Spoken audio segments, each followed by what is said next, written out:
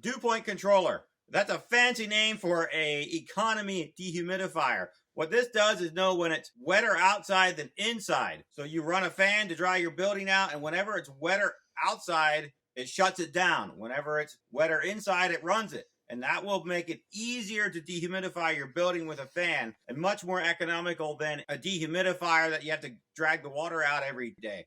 This just runs a fan, it'll dry out your building, and it'll stop running the fan whenever it's too wet outside. And it does that by knowing the dew point, which is just the condensating temperature. So whenever it condensates inside quicker than what it is outside, it runs the fan. And we're going to try it out. It was for a personal project, and we'll let you know how it turns out.